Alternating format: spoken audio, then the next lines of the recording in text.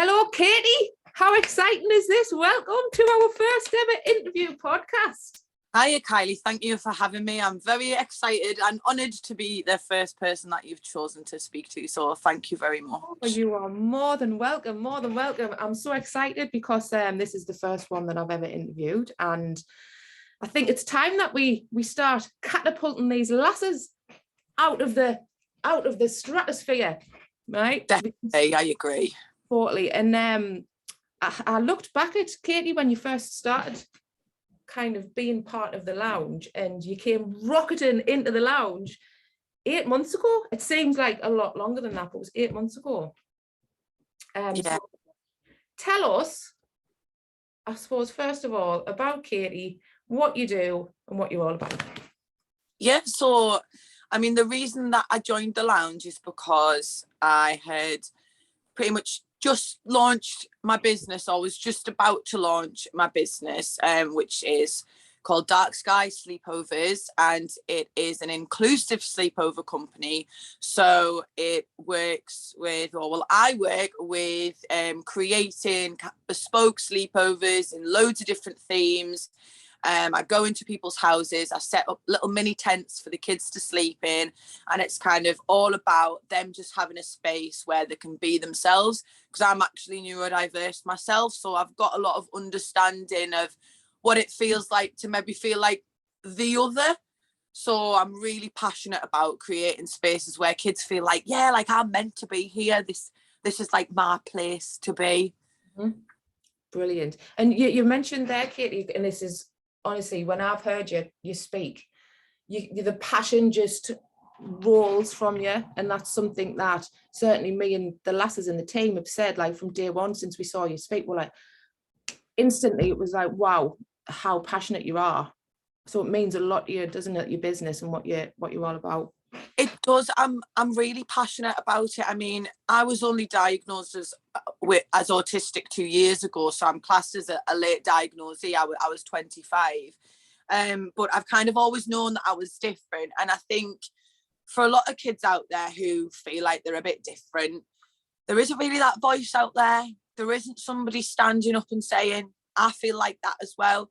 There's loads of people out there going, I'm the best at this, I'm the best at that. There's nobody really out there who goes, I quite struggle with that, to be honest. Yeah. I'm quite having a tough time doing that. And I think if people can hear that, it's really important. And I think on the other side, I know when I came into the lounge and I started talking about autism and neurodiversity, a lot of the stuff that I was saying, to me, it's like one of the first things you learn.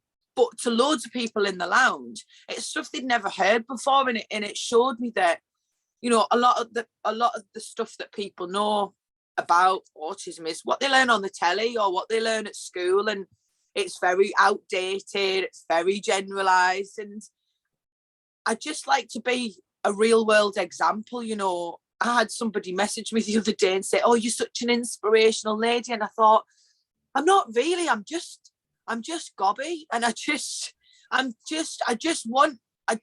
something that I think it's important for people to hear about, because there's so much other guff going on in the world that we really don't need to hear about.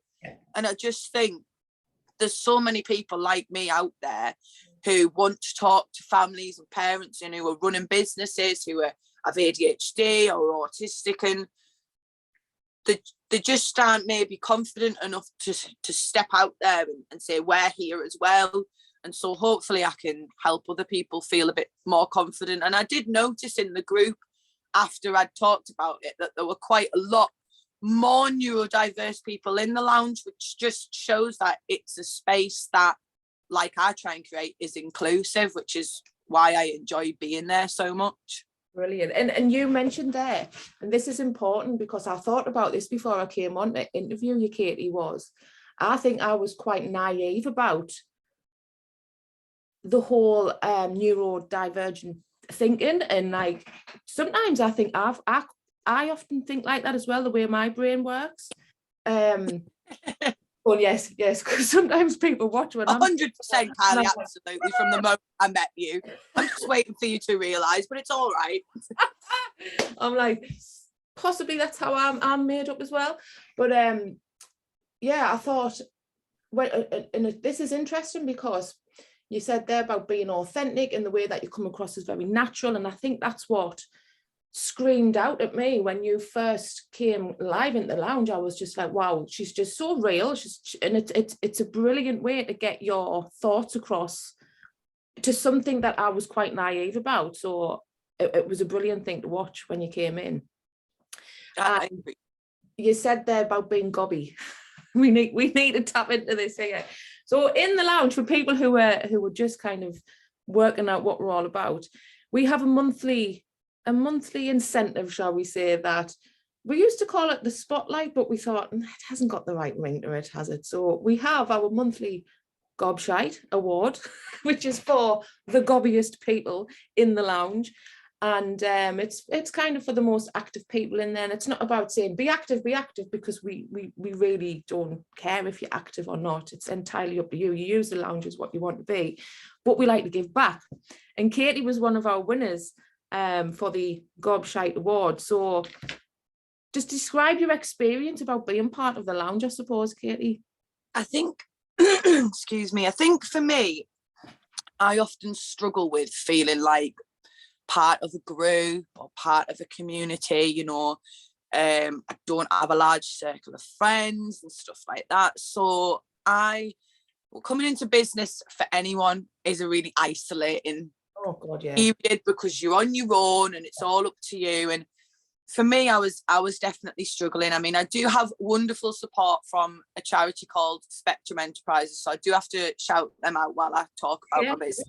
Do it. But I was missing that kind of community. Some people who you can just go and just ask a quick question to, or just learn something from, have a bit of a chat with at the end of the day if you've had a rough day. And I think for me, I saw somebody post about the lounge. I can't remember who it was, but in an external group, and I thought, yeah, you know, I'm Northern, I'm a lass, I've just started a business, you know, that kind of sounds a bit like me. And so I kind of took the leap to join, and I thought, oh, you know, like, it might not be for me and I can always leave. But as soon as I joined and I watched like one or two of your videos, I thought, like, hang on a minute, like, this is just like it's just what it says on the tin. It's just a group of lasses.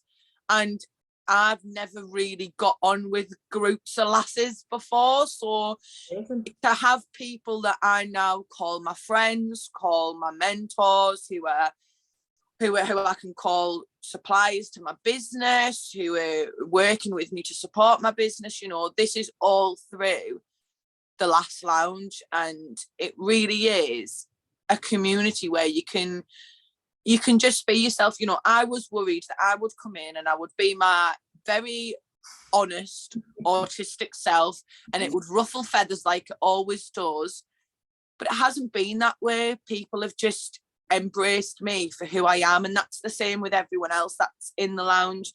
There's so many different characters, and you can tell, you know, if whoever's going to post, you know, like the sort of thing they're going to say. And sometimes it can really cheer you up at the end of a bad day, you know. Like, for instance, you posted the other day that about this chat, and we were going to post, and the comments on there of people that I've never even met going, wow, go on walk, Katie, you know, we can't wait to hear what you've got to say. And you just think, you know, 8 months ago I had none of that.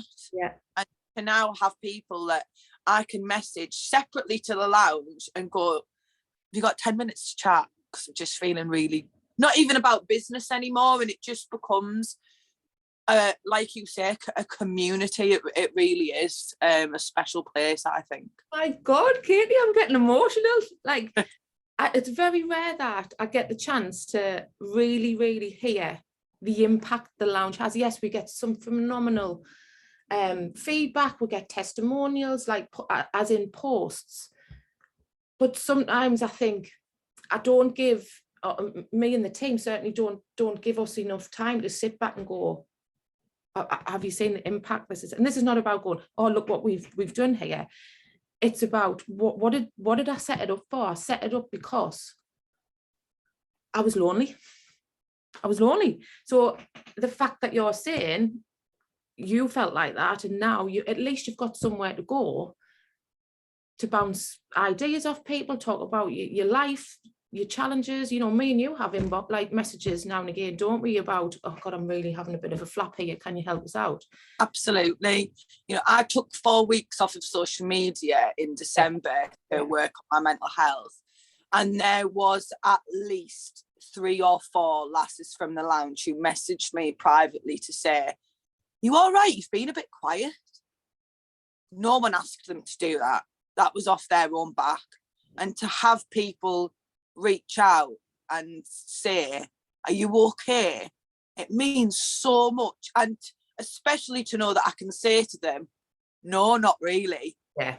That's what's, so you have made something special. And I know when you're wrapped up in stuff, because I can do it when I do projects and stuff, you don't sit and take the time to think about the little impacts, the day-to-day impacts that it has on people. It's because for some people that lounge might be the only people they speak to that day. 100%, and that is so it can make me feel quite overwhelmed, because that is their only people who they've got, and this is like something that you're committed to, and it's mind-blowing.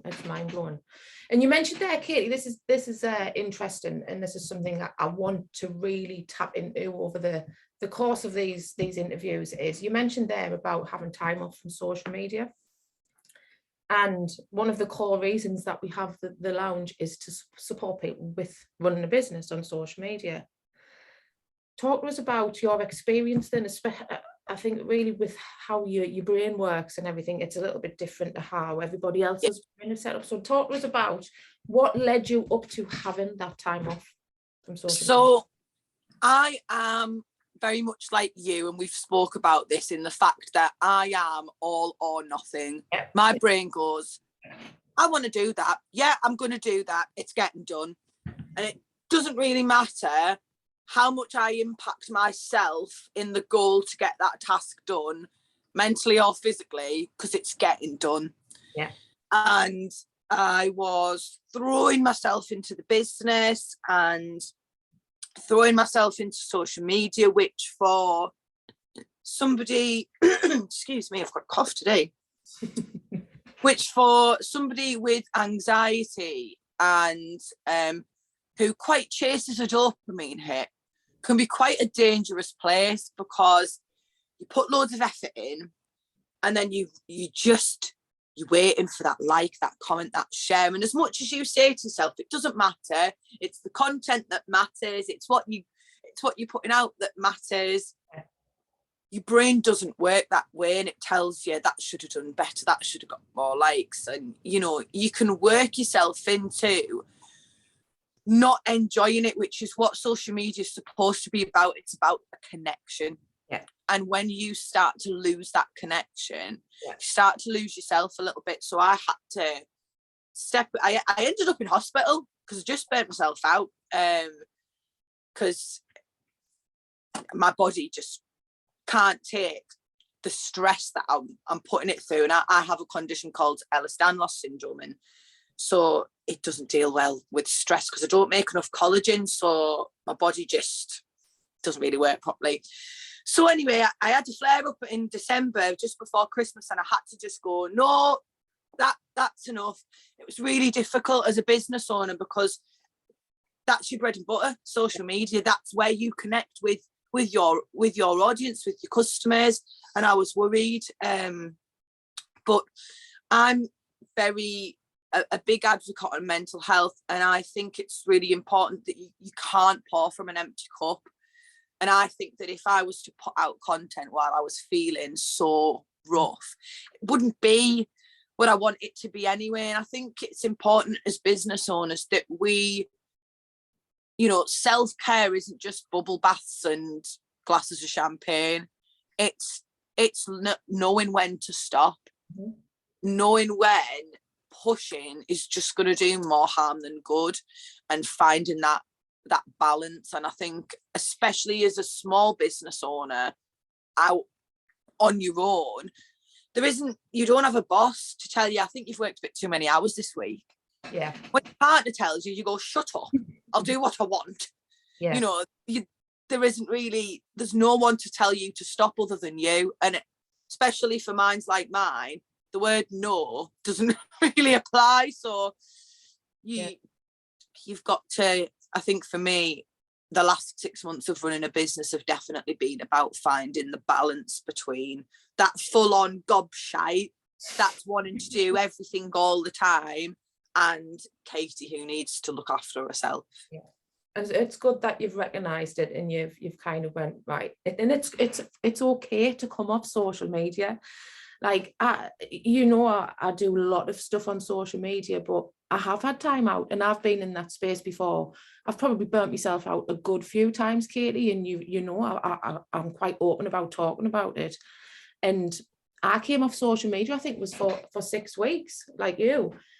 And you do, at first you're like, oh God, I should be doing this, I should be doing that. And it really, really doesn't matter, does it? When you come back on, you go, all right, and you just kind of get back into a consistent process again, don't you? So how's it been since you've come back onto social media? How are you managing your time better? So I got back onto social media and started using the strategies that we'd discussed in our one-to-one with each other. So the first thing I did was show my face more. I put a post on of me with my setup and said, I'm Katie, I'm autistic, this is what I do. Let me know if you want to find out more.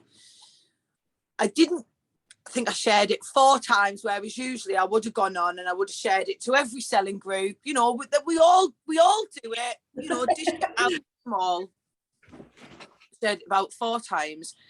It's now been shared about 36 times. It's got about 70 likes and comments, and the reach on it is almost 17,000 people. Whoa, get up, lass. So it's shown me, not every post I've put up since then has got that, I'll be honest, but it's never going to be with Facebook and our Zuckerberg, is it? It's just not. So, you've got to play the game, but I'm still pushing on. I'm using the content calendar that, the last lounge provides, and I'm trying to show a lot more of me and the passion rather than just the business and the tents, which is great. I was worried. I didn't want to share that part of me because, like I say, I know I'm a gobshite. That's not for everyone. And like you said, some people think they know it, but are a bit naive. But unlike you, they don't want to be re-educated. Right. Yeah. I'll use the jigsaw piece, for example, the autistic community. We really don't like the jigsaw piece. Follow my page to find out why. And I didn't know that, did I? I didn't know that either. Nobody knows it. It's all over Facebook. Copy and paste this jigsaw piece for autism awareness. Please don't. Tell us why. Basically, the original jigsaw piece had a little boy crying on the front of it. And it was a symbol to represent all the pieces of the little boys lost to autism. Wow. Girls weren't even considered because girls weren't part of the trials and things at the time.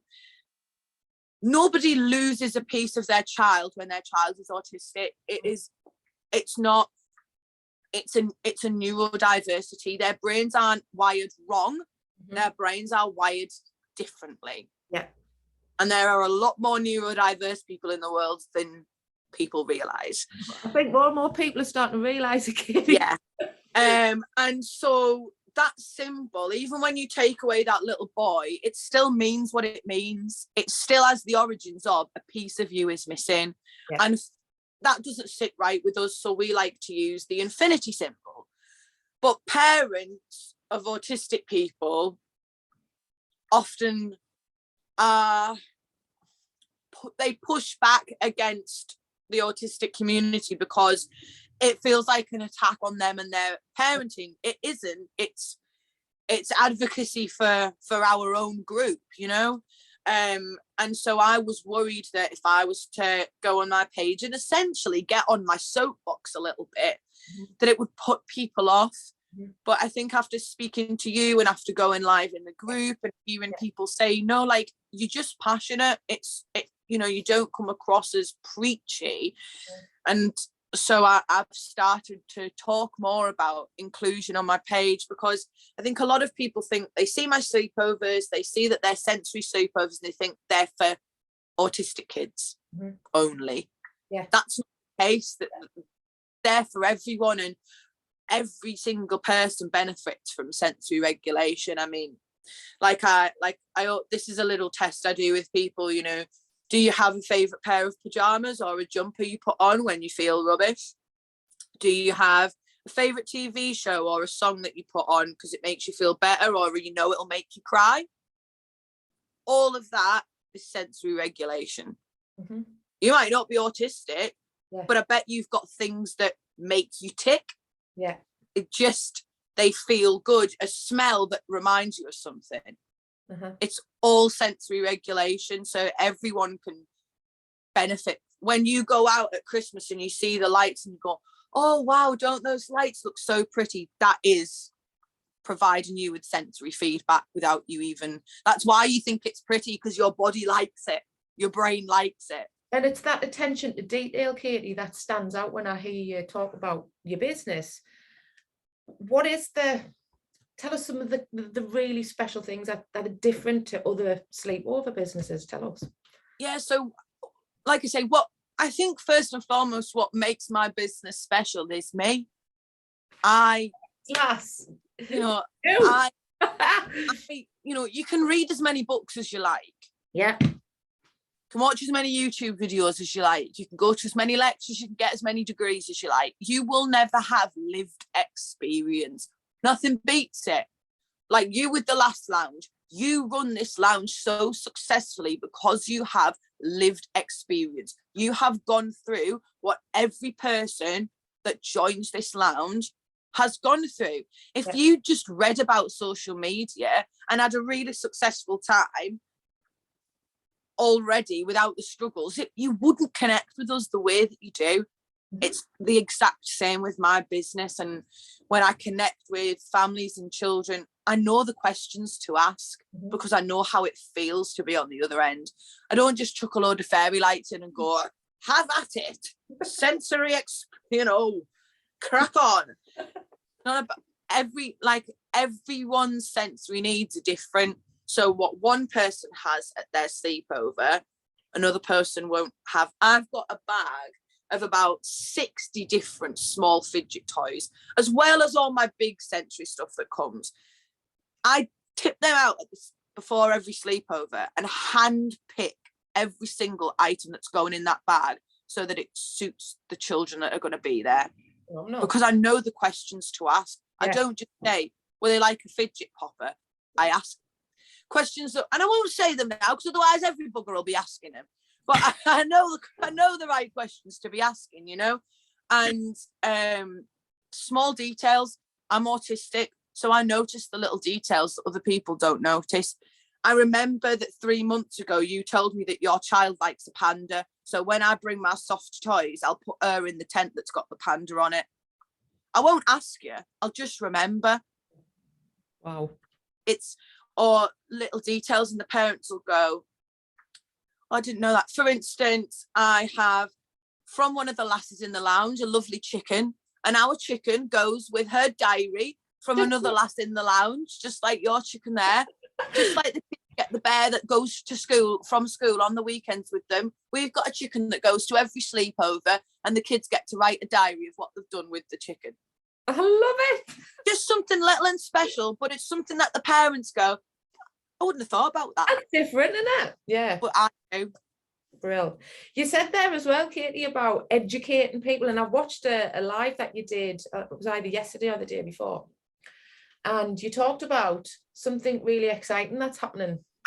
Tell us about what's happening. So I've been thinking about it for a while, and I've kind of been spurred on by speaking to lasses in the lounge, speaking to parents when I've been setting up at sleepovers, even speaking to my own carers that come in and help me out. And I'm often giving advice when it comes to neurodiverse people, how to make businesses more inclusive or houses more inclusive. Basically, just Tona's top tips, I like to call them, you know, like what can you do right now, some practical advice that's going to help you out. And so I have decided that I will be adding some inclusion work to my business. I'm still trying to come up with like a really like trendy and cool name to call myself, because inclusion advisor just feels a bit boring. But essentially, I'm going to be an inclusion advisor and a mentor for young neurodiverse people. Wow. So what that's going to entail is, if you have a young person and they are struggling to connect, I can come and just hold space with them. They want to play Xbox, play Xbox. They want to make slime, let's do that. Just hold space. A lot of children feel isolated. They don't have a lot of connection with other people like them, even if they might have a group of friends, but they might not have anyone else in their life who's autistic. Mm-hmm. And so it really provides them with a space where they feel that they can start to open up with. So that's the mentor side of things. And the advisor role is working with parents, with businesses and with schools to give them practical advice about how they can help the neurodiverse people and young people in their lives. You know, in schools, that's talking to teachers and TAs about the language that they can use, about terminology, about sensory regulation and how important that is in the classroom.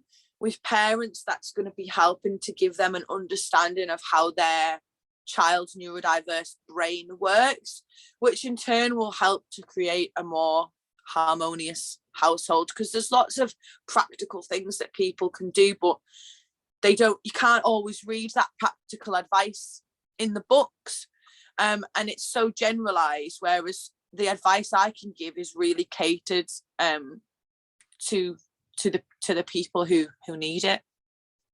How exciting is that? That's amazing. I watched and I was like, yes, this so needs to happen.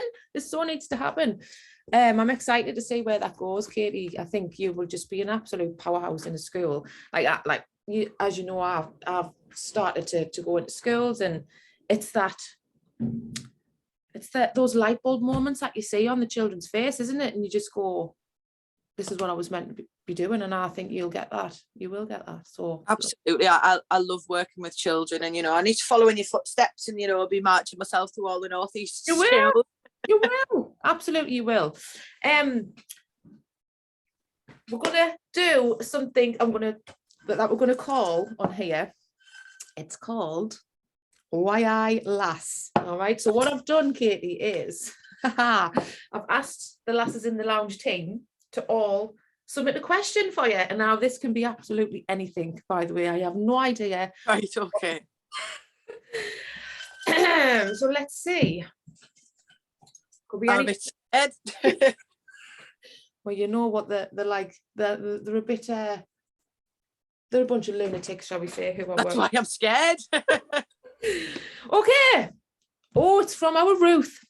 Right. Ruth. She says, oh, one of my favorite themes that you do, Katie, is mermaids and pirates. But the real question is, would you rather be a mermaid or a pirate, and why? Well, I think I'd probably have to be a pirate because I'm quite boisterous. And I quite like a bit of fighting. I do my martial arts and stuff like that. So I reckon I'd be all right in a bit of sword fighting. Although I have done singing as well, so but quite well. But I know, so I might get away with being a mermaid. Maybe I could be both. Why not? I could say maybe I could start as a pirate and then work my way to be a mermaid. We'll get one of your chickens and put it on your shoulder. Aye. That's my husband, for people who are listening. He sometimes says I sound like a pirate's wife, me. The way that I talk. But thanks for that, Ruth. Mermaids and pirates. Awesome. Okay. Katie, it has been wonderful talking to you. Thank you so much for being our first guest. I hope you felt comfortable and awesome. Let our listeners know, obviously I'll put it all in the show notes, but let our listeners know, 1, how do they book up for your workshops? 2, where can we find you on social media? Do you have a website? Go for it. Absolutely. So the best place to find me for any inquiries to do with workshops, bookings, parties, or just general advice, because I can pass you on to other autism experts, is my Facebook page, Official Dark Sky Sleepovers. You can also find me on Instagram at Dark Sky Sleepovers, or my website is www.darksky sleepovers.co.uk. Perfect. Thank you so much, Katie. I'm sure somebody somewhere you will have inspired. Thank you for joining us. Very much for having me.